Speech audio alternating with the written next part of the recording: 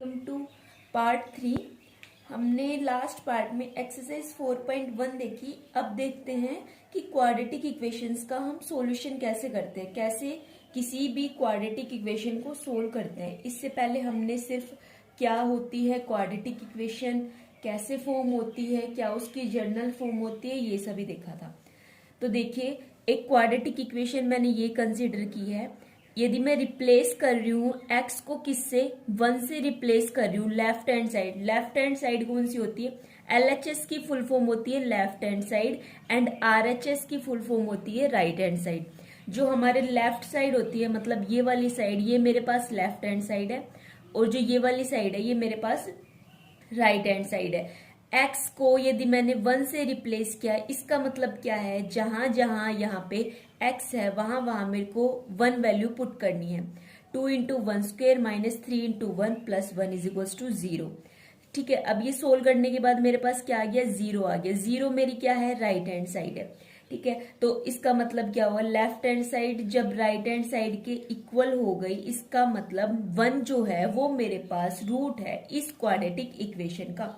जो वैल्यू इस quadratic equation को सेटिस्फाई कर रही है ना, वो ही इसका रूट होती है। ठीक है, इन जनरल मैंने एक रियल नंबर अल्फा इसको बोल दिया कि ये मेरे पास रूट है किसी भी क्वाड्रेटिक इक्वेशन का। यदि अल्फा रूट है क्वाड्रेटिक इक्वेशन का, इसका मतलब है कि अल्फा मेरे पास इस इक्वेशन को सेटिस्फाई करता है।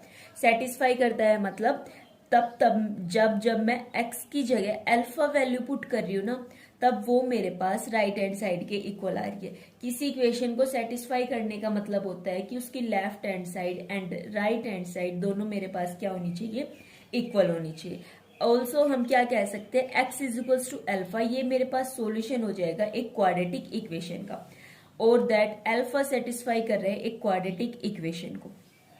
ठीक है, या तो ये बोलेंगे कि alpha x is equals to alpha, ये मेरे पास सॉल्यूशन इस क्वाड्रेटिक इक्वेशन का, या फिर अल्फा मेरे पास सेटिस्फाई कर रहे हैं इस क्वाड्रेटिक इक्वेशन को।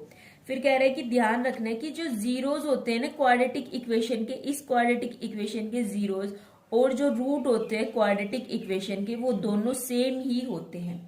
ठीक है, जीरोस कैसे निकालते थे, इस क्वाड्रेटिक इक्वेशन को इक्वल टू 0 करके, देन एक्स की जो वैल्यू आती थी ना वो इसके जीरोस होते थे। अब जो रूट होते हैं वो ही रूट होते हैं, वो ही जीरोस होते हैं। ठीक है, तो अब देख लो, एग्जाम्पल देख लेते हैं। Find the root of the equation by the factorization. Factorization अब ये क्या होता है, चलो देखते हैं। ठीक है, इस क्वाड्रेटिक इक्वेशन के रूट निकालने फैक्टराइजेशन। फैक्टराइजेशन का मतलब होता है जो मिडल टर्म होती है उसको इस टाइप से स्प्लिट करते हैं, जैसे -5 है, इसको मैंने इस टाइप से इन दो टर्म के अंदर स्प्लिट किया कि तब मैं इनको ऐड कर रही हूँ ना, तब मेरे पास ये मिडल टर्म ही आ रही है। बट तब मैं इन दोनों को मल्टीप्लाई कर रही हूँ ना, तब मेरे पास AC आ रहा है। AC क्या है, अब ये क्या है, A क्या है इस इक्वेशन में, A क्या है, 2 है, जो क्या होता है coefficient of x square. C मेरे पास क्या होती है, कांस्टेंट टर्म होती है। ठीक है, अब ये एक्स स्क्वायर मत भूल जाना। ठीक है, AC, ठीक है, A ये पूरा ये फर्स्ट टर्म, चलो A रहने दो, A बोलोगे ये तो ओनली 2 है, चलो ऐसे कर लो कि फर्स्ट टर्म इंटू ये लास्ट टर्म, इन दोनों का प्रोडक्ट मेरे पास क्या आना चाहिए, 6x स्क्वायर। अब देखो, अब ये अभी थोड़ा कंफ्यूजिंग लग रहा होगा, बट आप एग्जाम्पल करोगे ना तब समझ में आएगा कि ये क्या बात है। ये है इसकी मिडल टर्म, कौन सी है, -5x। तब यहाँ x ले रहे हैं ना, तो यहाँ भी x ही आएगा, और इन दोनों का प्रोडक्ट करेंगे तब भी x आएगा। समझ रहे हो ना। देखो, -5x को मैंने किस दो टर्म में स्प्लिट किया है, कौन सी है, -2x एंड -3x। इन दोनों में ही क्यों किया है, क्योंकि तब मैं इन दोनों को ऐड कर रही हूं ना, तब मेरे पास -5x आ रहा है, एंड इन दोनों को मल्टीप्लाई कर रही हूं ना, तब मेरे पास इस टर्म का एंड इस टर्म का प्रोडक्ट आ रहा है। ठीक है, अभी क्वेश्चन बहुत सारे हम प्रैक्टिस करेंगे तो समझ आ जाएगा कैसे क्या हो रहा है। ठीक है, इन दोनों टर्म में मैंने ये क्वाड्रेटिक इक्वेशन थी, इसको मैंने इस टाइप से लिख दिया। क्यों लिख दिया, -5 को मैं लिख सकती हूँ -2x एंड -3x। ठीक है, वेरी गुड। फिर मैंने ली स्टार्टिंग की 2, फर्स्ट 2 टर्म ली and then after that other 2 term ली। ठीक है, 2x स्क्वायर -2x क्या कॉमन दिख रहा है, जो दोनों के पास है, इसके पास 2 है, इसके पास 2 है। ठीक है, इसके पास एक्स स्क्वायर है बट इसके पास एक्स है, तो कम वाली चीज क्या आ जाएगी, बाहर आ जाएगी, क्योंकि दोनों के पास होना चाहिए।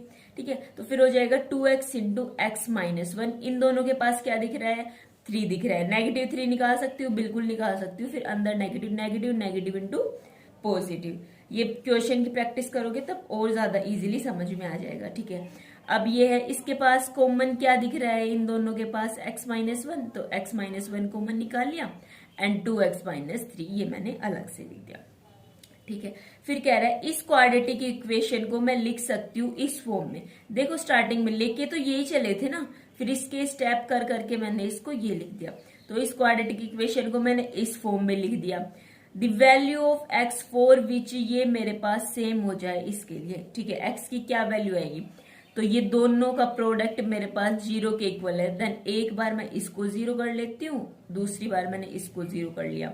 तब इसको 0 किया तब x की वैल्यू क्या आ जाएगी, इधर से 3/2। तब इसको 0 किया तब x की वैल्यू क्या आ जाएगी, 1 आ जाएगी। अब x की वैल्यू तो फाइंड करनी आती होगी। ठीक है, फिर यहां से मेरे पास क्या आ गए हैं, ये दो मेरे पास सॉल्यूशन आ गए हैं इस क्वाड्रेटिक इक्वेशन के, या फिर मैं क्या कह सकती हूँ 1 एंड 3/2 ये मेरे पास रूट हो जाएंगे इस क्वाड्रेटिक इक्वेशन के।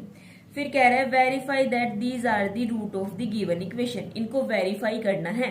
कैसे करते हैं वेरीफाई, इन रूट को इस इक्वेशन में पुट कर दो।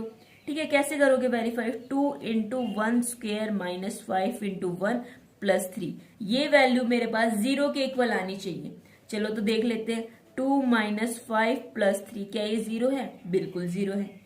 0 आ गई, राइट हैंड साइड मेरे पास 0 थी, 0 आ गई, तब ये मेरे पास रूट है। सिमिलरली इसी टाइप से 3/2, x की जगह 3/2 पुट करके देख लो, 0 आ जाती है तो ये मेरे पास क्या है, रूट है। 0 नहीं आएगी तो नहीं है।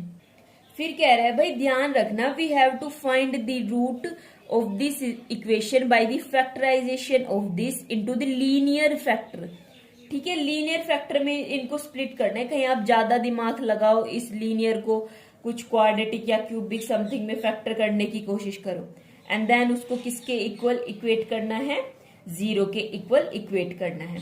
ठीक है, लीनियर फैक्टर का मतलब समझ पा रहे हो ना, कि उसकी x की हाईएस्ट पावर कितनी हो जाएगी, 1 हो जाएगी। चलो ठीक है, नेक्स्ट एग्जांपल देखने की कोशिश करो। Find the root of the quadratic equation. इस क्वाड्रेटिक इक्वेशन के रूट फाइंड करने हैं।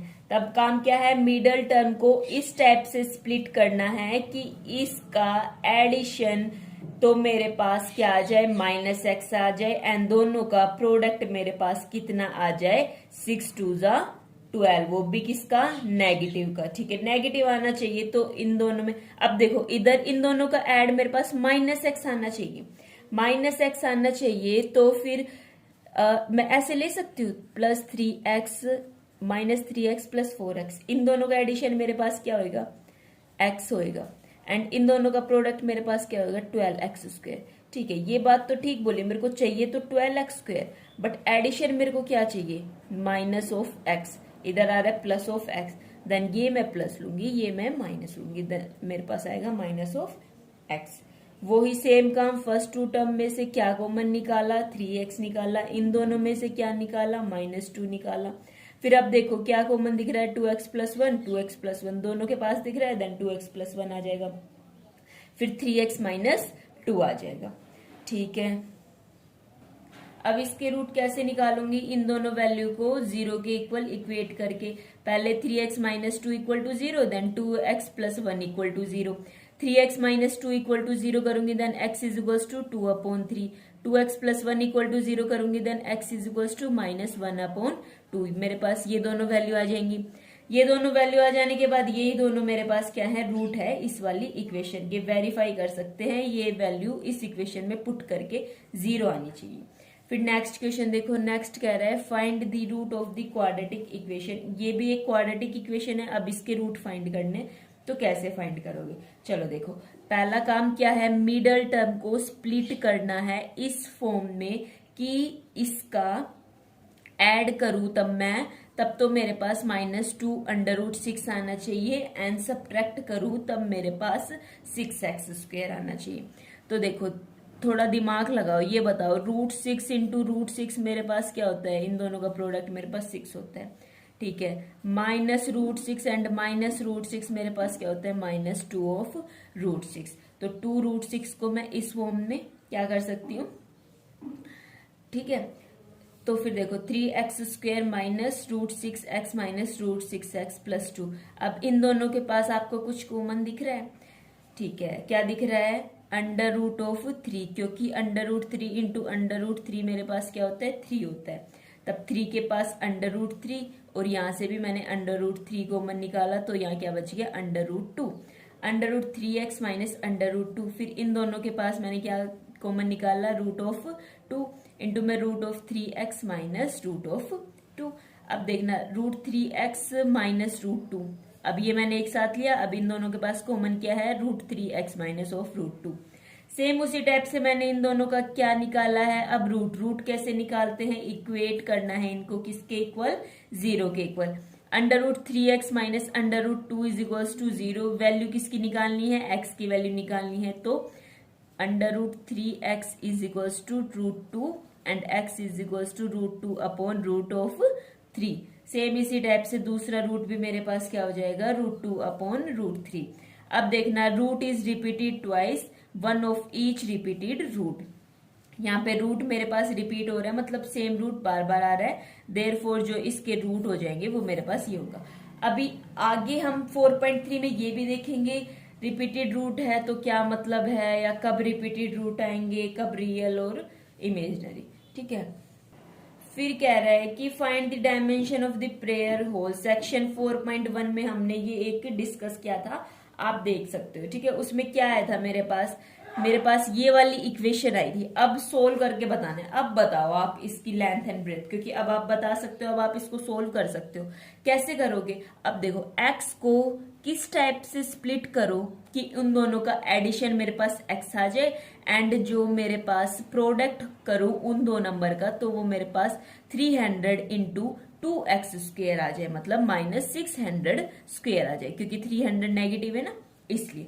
तो चलो इसको थोड़ा थोड़ा ट्राई करते हैं समझने की, थोड़ा दिमाग लगाना।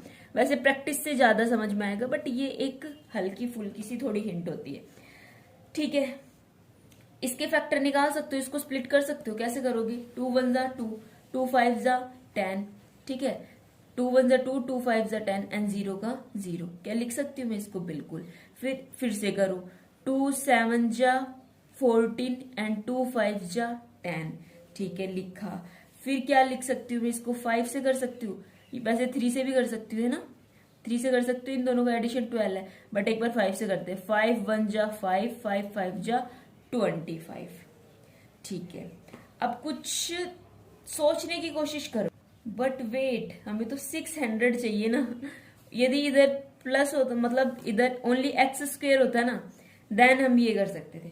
चलो ये मेथड अभी छोड़ो, हम एक्सरसाइज के क्वेश्चंस करेंगे ना, उस टाइम हम इसको जानने की कोशिश करेंगे कि ये मैं क्या बता रही थी, ठीक है। अभी इसको हटाओ, ठीक है। अभी तो यही सोचो अभी, ठीक है। इसको x को किस दो पार्ट में मैं स्प्लिट करूं कि इन दोनों का एडिशन मेरे पास x आ जाए एंड मल्टीप्लीकेशन मेरे पास क्या आ जाए, 600x², ठीक है। तो तब 24 और 25 को मल्टीप्लाई करेंगे ना, तब मेरे पास क्या आ जाएगा, 600x² आ जाएगा। और तब इन दोनों को ऐड कर रहे हैं तो मेरे पास क्या आ रहा है, +x आ रहा है। सेम इन दोनों फर्स्ट 2 टर्म में से मैंने कॉमन निकाला एंड लास्ट 2 टर्म में से मैंने कॉमन निकाला। x -12 दोनों के पास है, एंड देन 2x + 25। मैंने सिंपली इनके रूट निकाले, एक बार इसको इक्वेट 0 किया, एक बार इस वाले को 0 के इक्वल इक्वेट किया, ठीक है। x की वैल्यू 12 आ गई एंड x की वैल्यू -12.5 आ गई। तो इधर से मैंने बता दिया, मैंने किसको x माना था, x क्या है यहाँ पे, breadth of the hole is the x metre. तब ब्रीथ मेरे पास कितनी आ गई, 12 आ गई। क्या ब्रीथ नेगेटिव हो सकती है, जी नहीं। ब्रीथ यदि 12 आ गई तो लेंथ क्या थी, 2x + 1। वो एग्जांपल जाके देख लेना, ठीक है, सेक्शन 4.1 में से। तब ये मेरे पास क्या आ जाएगी, 25 मीटर। अब ये जो स्प्लिट करने का थोड़ा आइडिया है ना, हम जब एक्सरसाइज के क्वेश्चन करेंगे ना नेक्स्ट पार्ट में, उधर थोड़ा लगाने की कोशिश करेंगे, और आप इसके ज्यादा से ज्यादा क्वेश्चन ट्राई करोगे ना, तभी जाके इजीली समझ में आएगा। वैसे थोड़ा ट्राई करते हैं हम एक्सरसाइज